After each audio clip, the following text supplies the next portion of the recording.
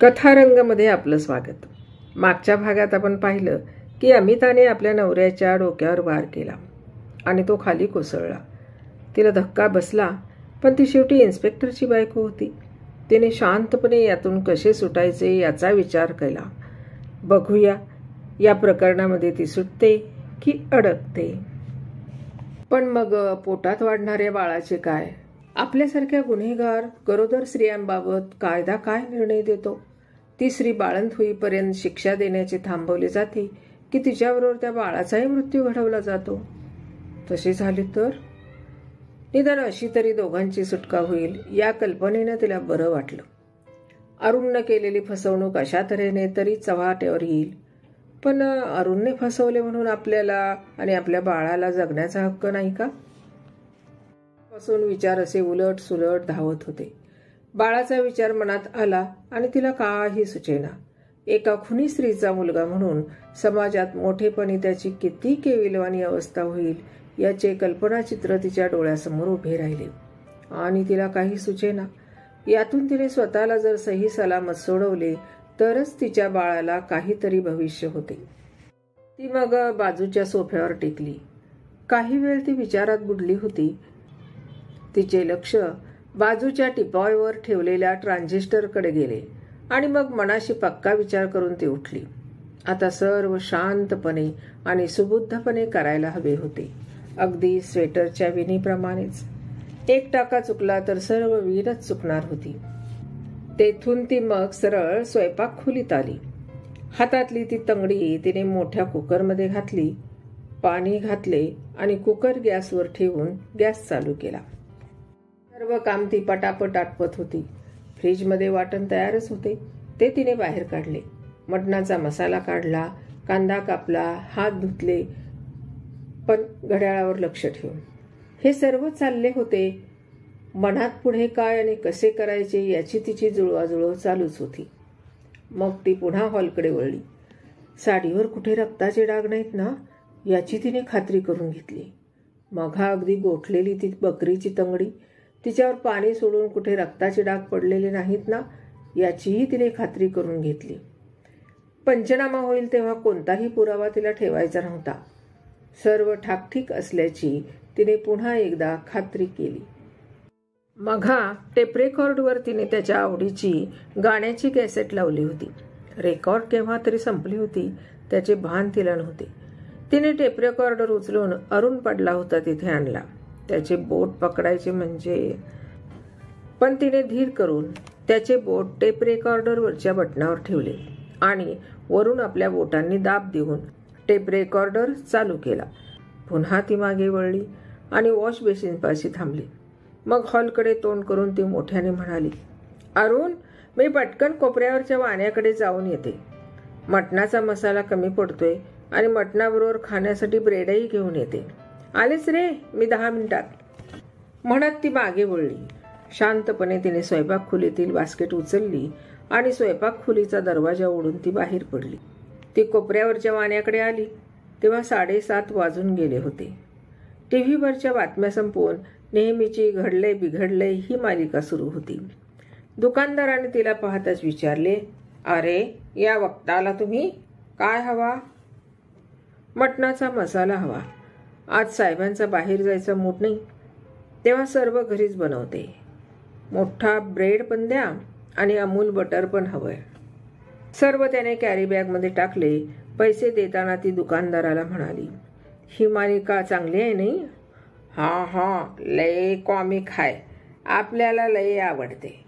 ए मंदी समद्यांची फिरकी घेतेत ना, लय बेस हाय. सामान घरी घेऊन येताना तिने स्वतःला बजावले, उशीर झालाय, आपण घाईनं घरी जातोय. नवऱ्यासाठी आवडणारे मटण आपण शिजत ठेवले.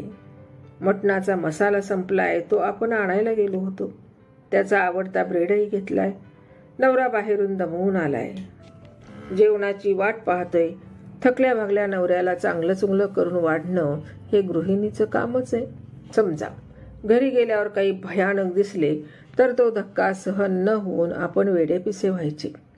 अर्थात घरी काही विचित्र घडले असेल असे मुळीच नव्हे. नवऱ्यासाठी जेवण बनवण्यासाठी घराकडे ती घाईने परतत होती हे एकमेव सत्य. तिने स्वतःला हे सर्व बजावले. नीट व्यवस्थित वागायचे, अगदी सहजपणे वागायचे. तिने मनाशी हा मंत्र पुन्हा एकदा घोकला. स्वेटरच्या विणीत एखादा टाका चुकला, वाढला किंवा कमी झाला तरी सारी विण चुकते, वेडीवाकडी होते. चुकलेली ती विण नवशिक्याची आहे हे सहज ओळखू येते. तसेच गुन्ह्याबाबत गुन्हा करणारा नकळत एखादा पुरावा सोडतोच. पोलिसांचे म्हणणे खोटे ठरवायचे आणि सारे वागणे अगदी सहजपणे ठेवायचे तिने स्वतःला बजावले. त्यामुळे जेव्हा ती स्वयंपाकघराचा दरवाजा उघडून आत शिरली ती गाणे गुणगुणतच. तिने घरात शिरताच कुकर घालवला, मटणासाठी ग्रेव्ही तयार केली आणि आणलेल्या मसाल्याचे पाकिट उघडून मसाला घातला. कुकरमधील मटण काढून ते बारीक चिरून कढईत टाकले. बकरीची ती टांग चोखण्यासाठी मटणात टाकली. टेबलावर मटण आणून ठेवले, ब्रेड ठेवला आणि ॲप्रनला हात पुशीत हॉलमध्ये जात तिने हाका मारल्या. अरुण, चल रे, जेवण तयार आहे. तिने कानोसा घेतला. त्याचे काही उत्तर नाही म्हणून ती पुढे झाली. पाहते तर तो वेडावाकडा पसरला होता. डोक्यातून रक्त आले होते. बाजूचे स्टूल आणि स्टँडिंग लॅम्प खाली पडला होता आणि बल्बचा चकनाचूर झालेला होता. ते रक्त पाहून सारे प्रथमच पाहत असल्यागत तिला धक्का बसला. काय करून बसलो हे आपण? तो दारूच्या नशेत काहीतरी बरळला असला तर? आपल्याच हाताने आपण आपला घात तर केला नाही ना? तिचे त्याच्यावरचे प्रेम, त्याच्याबद्दलच्या भावना तिच्या मनात उचंबळून आल्या होत्या. ती धावत त्याच्या बाजूला जाऊन बसली आणि हुंदके देत रडू लागली. ही खरोखरची प्रतिक्रिया होती, हे नाटक नव्हते. थोड्या वेळाने ती उठली. तिने अरुणच्या पोलीस स्टेशनचा नंबर फिरवला. फोनवरचा आवाज ओळखीचा वाटला, पण तो कुणाचा असावा ते तिला सांगता येईना. रडत रडत ती म्हणाली, कुणीतरी लवकर या हो, अरुणवर हल्ला झालाय. तो बोलतही नाही. आहो बाई, तुम्ही कोण? कुठे राहता? काय सांगाल की नाही? असं काय करता? मी अमिता जाधव बोलते, अरुण जाधव इन्स्पेक्टरची मिसेस. अरुण साहेबांवर हल्ला झालाय? होय हो, ते जमिनीवर वेडेवाकडे पडलेले आहेत. तुम्ही लवकर या. आम्ही निघतोच ताबडतोब. मध्ये किती वेळ गेला कुणास ठाऊक. दारावरची घंटी वाजली तेव्हा ती कशीबशी उठली. 2 शिपाई आत आले. त्यांच्या पाठोपाठ इन्स्पेक्टर घाटगे आणि पाठोपाठ CID इन्स्पेक्टर मराठे आत शिरले. ती त्या सर्वांना ओळखत होती, पण घाटगे तिच्या विशेष परिचयाचे होते. त्यांना पाहताच तिला रडू आवरेना. त्यांनी तिचा हात धरला, तिच्या खांद्यावर थोपटत तिची समजूत काढली आणि तिला अलगद धरून सोफ्यावर बसवले. इतर पोलीस अरुण पडला होता तेथे जमले होते. एकंदर प्रकार लक्षात येताच पोलीस सर्जनना बोलावण्यात आले आणि मग तपासणीची सुरुवात झाली. मग घाटगेही तिकडे वळले. मुसूमुसू रडत ती सोफ्यावर विसावली होती. तिच्या या अवस्थेत त्या सगळ्याचा ताण तिला आता जाणवत होता. डॉक्टरांनी नाडी पाहिली आणि मान डोलावली. आल्या आल्या नाडी पाहून पोलिसांनी अशीच मान डोलावलेली तिने पाहिली होती. तिचं मुसमुसणं मग आणखी वाढलं. पण आता तिच्याकडे पाहायला, तिची समजूत घालायला कुणाला फारसा वेळ नव्हता. रितसर पोलीस तपासाची सुरुवात झाली. फोटोग्राफरनं फोटो घेतले. बॉडीची पोझिशन पाहून रेखाकृती काढली गेली. बोटांचे ठसे घेण्यात आले. सारे काम पद्धतशीर सुरू झाले. थोड्या वेळाने अरुणचा मृतदेहही हलवण्यात आला. अजूनपर्यंत जुजबी प्रश्न तिला विचारले गेले होते. आता मात्र घाटगे तिच्याकडे वळले आणि तिला म्हणाले, वहिनी, काय घडले ते नीटपणे आठवून सांगा. आणि मग थोडक्यात तिने संध्याकाळपासूनची हकीकत सांगितली. ऑफिसमधून दमून घरी परतलेला अरुण गेले 2 दिवस तो कुठल्या तरी कामगिरीवर होता, पण आल्यावरही तो त्यासंबंधी चकार शब्द बोलला नव्हता. दर गुरुवारी ती दोघं रात्री जेवायला बाहेर जात असत. आजही ती तशी तयारीतच बसली होती. आल्यावर त्याचा मूड नव्हता. त्याशिवाय तो खूप दमलेला होता. म्हणून मग तिने घरीच जेवणाचा बेत केला होता. जेवण बनवताना मटणाचा मसाला संपल्याचे तिच्या लक्षात आले. ब्रेडही हवा होता. अरुणला काही सांगण्यात अर्थ नव्हता. आल्यापासून त्याने जरा जास्तच घेतली होती. खूप थकला की ड्रिंक घ्यायचे आणि गाणी ऐकत पडून राहण्याची त्याची पद्धत आजही सुरुवातच पेग मागून पेगने झाली होती. बाहेर जाण्यापूर्वी अमिताने मधल्या व्हरांड्यातून ओरडून आपण वाण्याकडे जात असल्याचे अरुणला सांगितले होते आणि किचनचा दरवाजा उघडून ती जवळच्या वाण्याकडे गेली होती. तशी त्यांची कॉलनी भरवस्तीत होती आणि अशी भीती कधीच नव्हती. किचनचा दरवाजा ओढून घेऊन जाण्याचा तसा शिरस्ता सर्वांचाच होता. घरी येऊन तिने जेवण तयार केल्यावरच अरुणला हाका मारल्या होत्या. त्याने हाकेला प्रत्युत्तर दिले नव्हते म्हणून ती हाका मारीत हॉलकडे आली तर हा असा वेडावाकडा पडलेला होता. रडत रडत तिने आपली हकीकत सांगितली.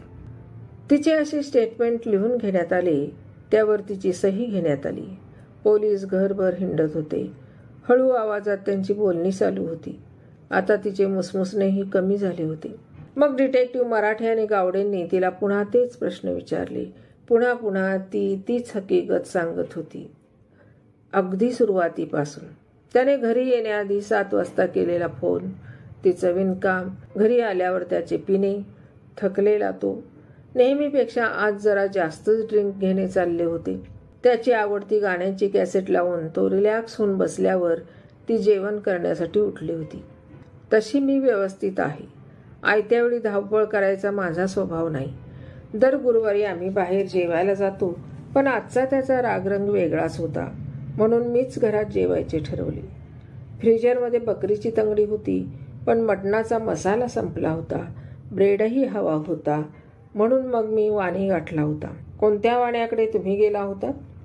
डिटेक्टिव्ह गावडेंनी विचारले. तिने बाजूच्या सागर कॉलनीतील भरत वाण्याचे नाव घेतल्यावर डिटेक्टिव्ह मराठेंनी एका शिपायाला खून करून जवळ बोलावले आणि त्याला काहीतरी सांगितले. तो तात्काळ तिथून बाहेर पडला. 15-20 मिनिटात तो परतही आला. हातातील कागदाचे भेंडोळे त्याने डिटेक्टिव्ह मराठ्यांकडे दिले. पुन्हा हळू आवाजात कुजबूज चालली होती.